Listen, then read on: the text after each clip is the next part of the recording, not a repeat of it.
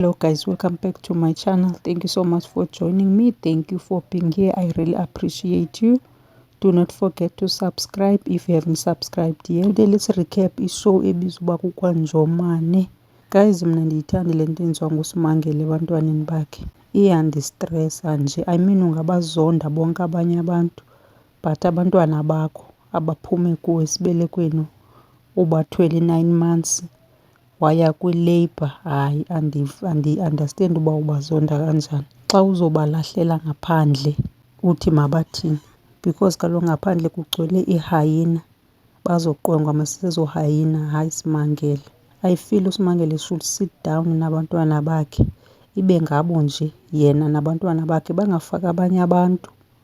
Bazame ke ukusota iindaba zabo, bahlale phantsi bathethe, because umoya I feel nabanye abantu umoya bayawufaka maan. And ke abantu xa sinjengabantu abayithandi into entle, abathandi abantu ubumbano. So yena xa engakazihlalele nje nabantwana bakhe phantsi azame ulungisa iindaba zabo, I feel umahluko ungaba khona. And futhi enye into endingayithandiyo ngoSimangele yile yobiza abantwana bakhe, especially uChicken. Ndimqaphela kakhulu kuChicken, ambize ngolo. Uyakhwaza, usaselana lona, ufunani lana lona. Hayi bo, umntana utheni umbiza kabuhlungu kangaka? Uzamile shem udladla ubadibanisa uSimangele noChicken for uba mabakhe bazame balungise. Hayi uSimangele waqhuma ngathi yibhombu. Hayi Simangele, hlisa maan umsindo. Umsindo wantoni olungako unawo?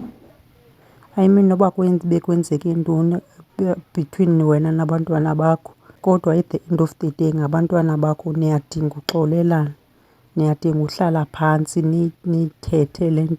Abantwana bayamdinga umama, it doesn't matter noba bangakanani. Mhlawumbi yena uSimangele uthe subajonga wabona ngathi badala, bayamdinga umama aba bantwana. And ngoku ngale ndlela enza ngayo ubenzela nje isilonda esizawuba nzima uba masiphole, ngoba kaloku uSimangele nguye yedwa umzali kwabantwana. Andiboni mntu ungutata pha, ungumama ungutata ebantwaneni bakhe, kodwa aphinde kwayena abalahlele izandla. Ndiyayi-understanda yena because uthi wazama kathathu ukuzibulala ngenxa yabantwana bakhe, kodwa ke xa engahlali phantsi nabo abaxelele, mhlawumbi bona bayazi uba benzeni, okanye loo nto bayenzile akhange bayicinge uba inobuzaza umama wabo akhange imphathe kakuhle. So yena into ayenzileyo usuke waphuma endlini wahamba wayemgababa wayozihlalela nodladla wakhe.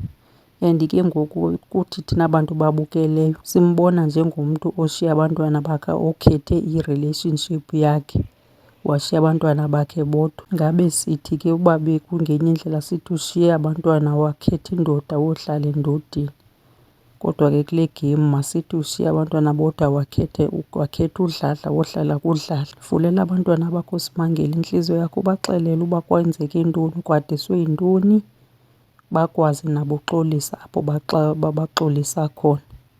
Ungavumi nje kubekho abantu abazawuzenza wena ebantwaneni bakho kodwa usaphila, bangene ba-influence abantwana bakho ukhona. Andiyithandi nje at all, andiyithandi. Iyandidreyina nje le pati idlalwa kaSimangele nabantwana bakhe. Intliziyo yam ifile kakubi xa ndibona uChicken ephuma ephethe ibhegi yakhe, umamakhe engafuni uhlala naye phantsi kuthethwe kuzama uxazululwa into yabo. Hayi guys, uSimangele makazame neento ezifana ne-counselling. Bethunani uyayinida kakhulu uSimangele i-counselling, ngoba kaloku uthi uzame kathathu ukuzibulala. Nje yodwa loo nto uyayinida i-counselling. Hayi mandiyiyeke, mandiyibeke apha le video namhlanje. Ningalibali ke ukusubscribe, siyikhuliseni mani le channel. Until next time, ndinithanda nonke.